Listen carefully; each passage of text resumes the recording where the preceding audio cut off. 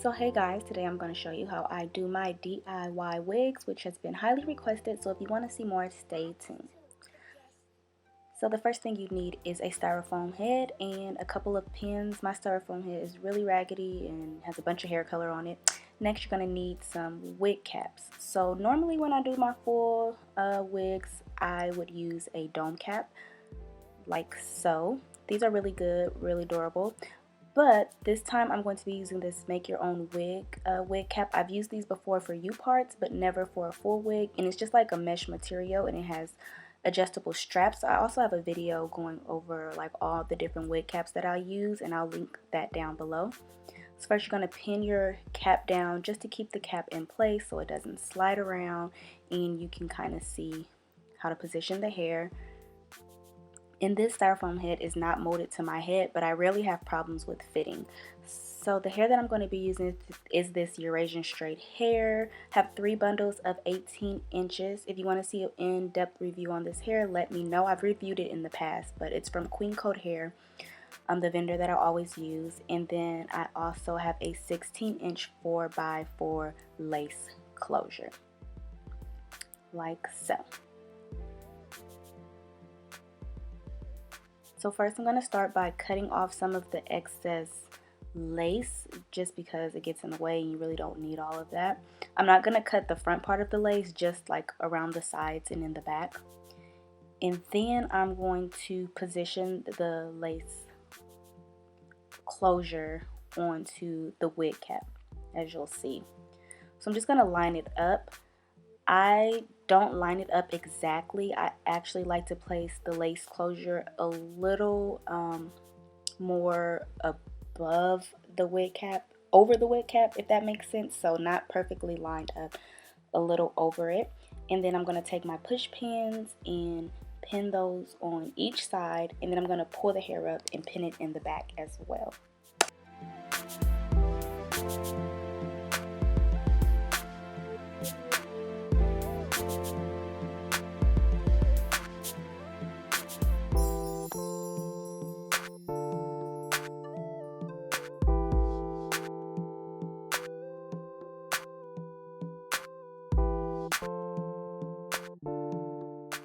To start my stitching, so I go right on the edge of that one corner of the lace closure and the wig, and I'm going to go under with my needle and thread. So I'm going under, and I do 2 stitches going under just to secure the lace closure on that one corner. And these push pins do get in the way, so you can just move them and put them back. You'll see me do that a lot in this video. So after those first 2 stitches, I'm going to then start going over to stitch. And for the lace closure, I feel like when you go in the over method, it kind of pulls the closure and keeps it really taut because you're pulling on in and pulling it outward. I don't know if that makes any sense, but yeah.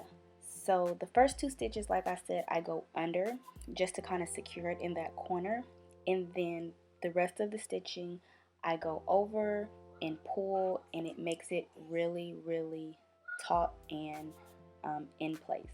And so I'm going to stitch all the way along this side until I get to the back, and then I'm going to start another stitch on the other side and do the same thing and stitch back. I like to do the tension method. I didn't show it exactly in the video, but yeah, I'm just going to show this one side, and literally I do the exact same thing on the other side, starting at the front of the lace closure and sewing towards the back. And that's how I sew my lace closures down.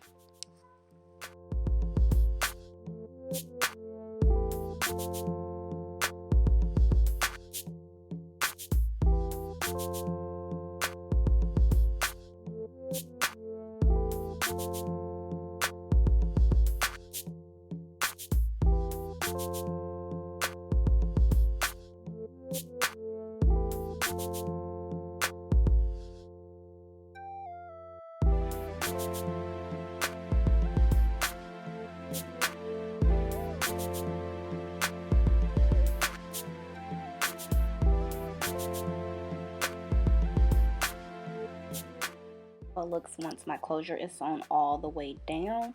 I like to do my stitching really, really close. As you guys can see, it just makes it neater, and it also makes the closure lay a lot flatter when you do the stitching close together. If you do it kind of far apart, you'll have kind of lumps in the closure, so keep the stitching really close.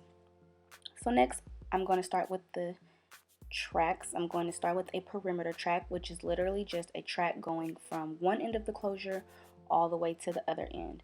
So I'm threading my first stitch, and what you'll see next is I like to knot my ends.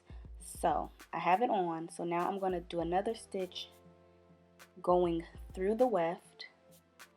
It's hard to see, I didn't zoom in, but I'm going to go through the weft, and then I'm going to wrap around 3 times,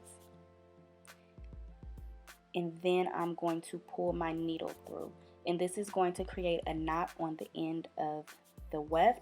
And I do this for all of my ends, so I don't do this throughout the whole head, but whenever I get to the end or whenever my thread runs out, I'll knot it just like this, and it keeps the end of the closures in place.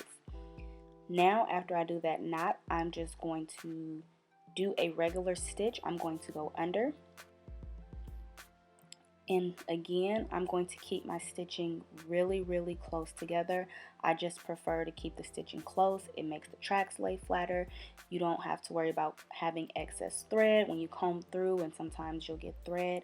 I always keep my stitching really close. It just makes your wig look so much more neater. So yeah, I'm just going to stitch along the perimeter of this cap, and I like to get the weft as close to the edge of the cap as possible. So that's what you see when you see me kind of push the weft down. I'm just trying to get it on the edge. And basically what the perimeter track does is, for me personally, I do this when I do sew-ins, U-parts, and I do my full wigs, and I feel like it just makes the wig or install just full around the whole perimeter.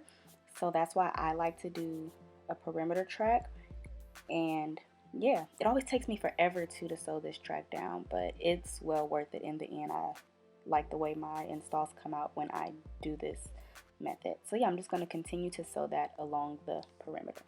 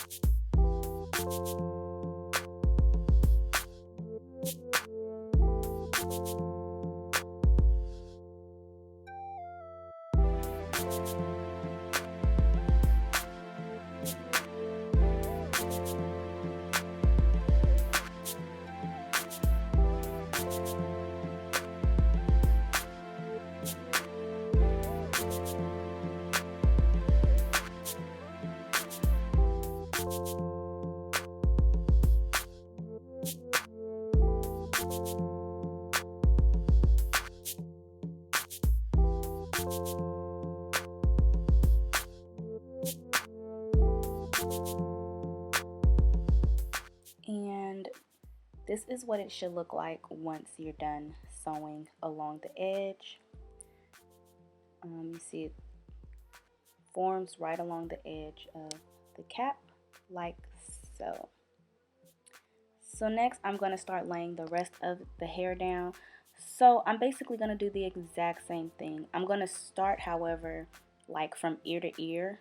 So I'm not going to go all the way up to where the lace is. I'm going to start from ear to ear, and I'm just going to sew around the bottom. And once I get to the other side of the hair, I'm going to fold it over and fold around to the other side, and I'm going to continue in that motion going back and forth until I run out of hair. Then I'll start a new bundle, and I'll keep doing that until I fill in the remainder of the space. So I'm stitching the hair again, doing the same method. So I'll stitch once, and then I'll stitch again. I'm going to knot the end, as you can see. Sorry guys, My hands are kind of in the way, but I'm wrapping it around 3 times, pulling that needle through to create a knot on the end. Having problems with the thread. And then I'm just going to start stitching under and going all the way around to the other side. And again, keeping my stitching very, very close together.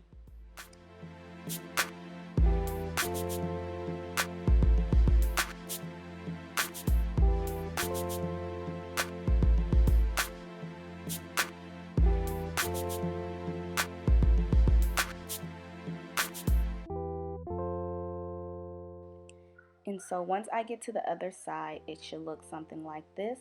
So I'm going to start by literally just folding the hair over. You don't have to cut the wefts. I prefer not to cut my wefts unless it's absolutely necessary. So I'm literally just folding the hair over. I'm going to pin it to keep it in place.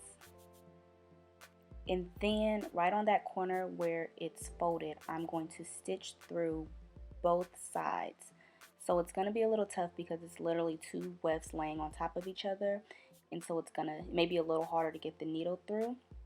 But I'm going to push through and I'm going to create a knot. So when you do the fold over method, it can tend to get a little bulky. So if it's too bulky, then just cut it. But by knotting the ends, you can get it to lay pretty flat without having any issues. So I tied a knot on that end, and then to make sure it's extra secure and flat, I'm going to do one more stitch with the knot as well, as you can see here.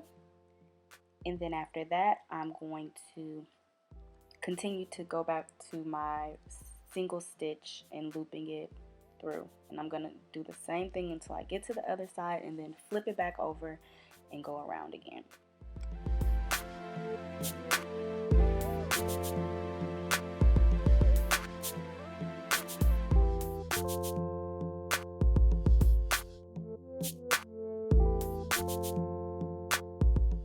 And this is what the wig looks like once I have one bundle installed.